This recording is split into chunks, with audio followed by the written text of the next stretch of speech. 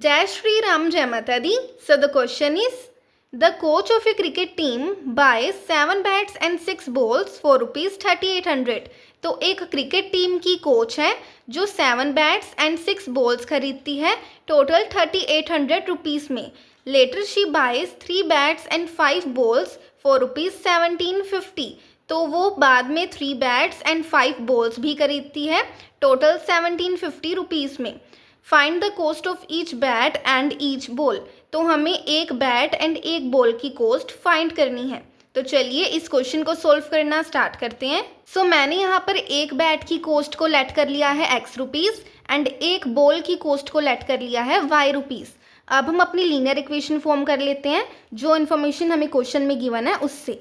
According to question, पहली information हमें question में गिवन है कि 7 बैट्स प्लस 6 बॉल्स पर टोटल रुपीज़ 3800 का खर्चा हुआ है. तो यहाँ पे एक बैट की कॉस्ट कितनी है x रुपीज़ एंड उसने टोटल 7 बैट खरीदे हैं.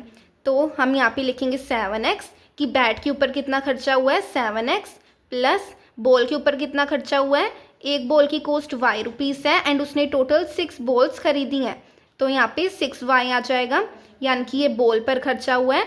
बैट पर खर्चा 7x प्लस बॉल पर खर्चा 6y, टोटल कितना खर्चा हुआ है रुपीज़ 3800. तो यहाँ पे ये हमारी फर्स्ट इक्वेशन फॉर्म हो गई.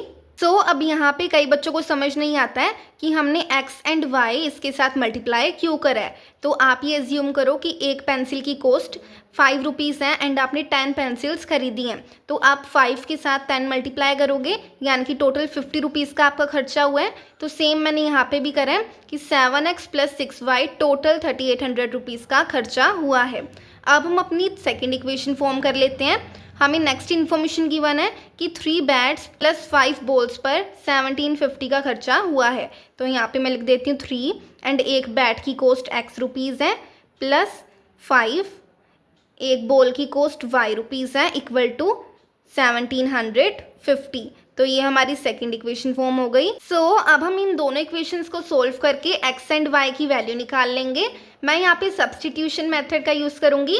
आप अपनी किसी भी एक इक्वेशन में किसी भी एक वेरिएबल की वैल्यू फाइंड कर सकते हो. तो यहाँ पे मैं अपनी सेकंड इक्वेशन में से x वेरिएबल की वैल्यू निकाल लेती हूँ. यहाँ पे मैं लिख देती हूँ फ्रॉम इक्वेशन सेकंड मैं 3x को इसी साइड पर रहने दूंगी एंड 5y को मैं राइट हैंड साइड पे ले जाऊंगी. तो मेरे पास आ जाएगा 1750 माइनस 5y. तो x मेरे पास मैं यहाँ पे रख लेती हूँ 1750 माइनस 5y. ये जो 3 है यहाँ पे मल्टीप्लाई हो रहा था इक्वल टू के राइट हैंड साइड पे आके डिवाइडेड बाय में आ जाएगा. तो यहाँ पर ये हमारी x वेरिएबल की वैल्यू आ चुकी है. इससे हम थर्ड इक्वेशन मान लेते हैं. अब हम इस x वेरिएबल की वैल्यू को अपनी फर्स्ट इक्वेशन में पुट कर देते हैं. सो यहाँ पे मैं लिख देती हूँ substituting the value of x in equation 1. तो मेरे पास इक्वेशन 1 है 7x plus 6y equal to 3800. तो यहाँ पे x की वैल्यू हम पुट करेंगे 1750 minus 5y upon 3 plus 6y equal to 3800.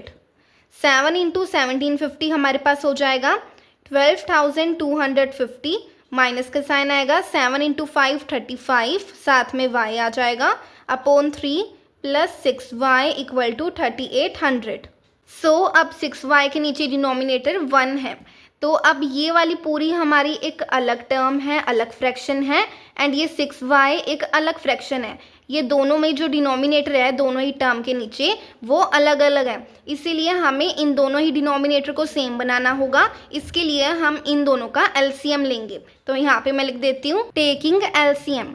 तो हमारे पास ये जो डिनोमिनेटर है 3 एंड 1 इनका एलसीएम क्या होगा 3 होगा. तो यहाँ पे सबसे पहले हम नीचे 3 लिख देते हैं. अब हम यहाँ से एलसीएम ले लेते हैं. 3 के टेबल पर 3 कहाँ पे जाता है 1 पर. तो 1 को इनके साथ मल्टीप्लाई कर देंगे तो हमारे पास ये सेम ही आएगा 12,250 माइनस 35y प्लस का साइन आ जाएगा.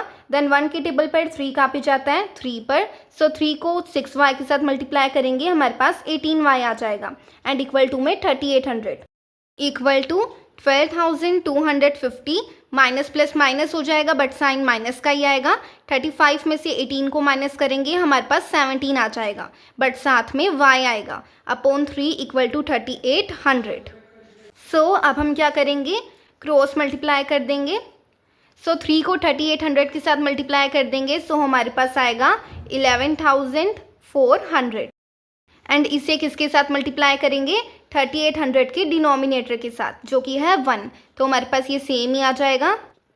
तो अब हम माइनस के 17y को इधर ही रहने देते हैं एंड 11,400 के साथ 12,250 को ले आएंगे तो ये माइनस का हो जाएगा।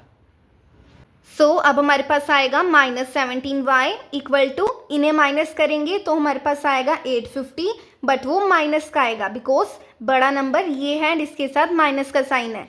तो अब ये दोनों साइन आपस में कैंसिल हो जाएंगे एंड यहाँ से हमारे पास y की वैल्यू आ जाएगी 850/17 विच इज़ 50। सो हमने y किसको लेट करा था, कोस्ट ऑफ 1 बोल को। तो जब हमारे पास y की वैल्यू आ चुकी है, हम इसे किसी भी अपनी एक इक्वेशन में सब्सटीट्यूट करके x की वैल्यू भी निकाल लेते हैं। सो यहाँ पे मैं लिख देती हूँ, substitute the value of y in equation second. तो हमारी इक्वेशन सेकंड क्या है, 3x + 5y इक्वल टू 1750। अब यहाँ पर हम अपनी y की वैल्यू पुट कर देंगे, 5 y की वैल्यू 50 है, इसके साथ मल्टीप्लाई हो जाएगा equal to 1750 equal to 3x + 5 × 50 250 हो जाएगा इक्वल टू 1750। तो 3x को इधर ही रहने देंगे, 1750, ये वाले 250 को राइट हैंड साइड पे ले आएंगे तो माइनस का हो जाएगा। 3x इक्वल टू, इसे माइनस करेंगे तो हमारे पास 1500 आ जाएगा। यहाँ से हमारे पास x वेरिएबल की वैल्यू भी आ जाएगी 1500/3 विच इज़ 500। तो हमने x किसको लेट करा था, कोस्ट ऑफ 1 बैट को। तो कोस्ट ऑफ 1 बैट क्या है, 500। तो यहाँ पे हम लास्ट में लिख देते हैं, cost of 1 bat equal to ₹500 and cost of 1 ball equal to ₹50। So thank you for watching this video guys. अगर आपको इस वीडियो से थोड़ी सी भी मदद मिली हो so like share and subscribe ज़रूर कीजिएगा।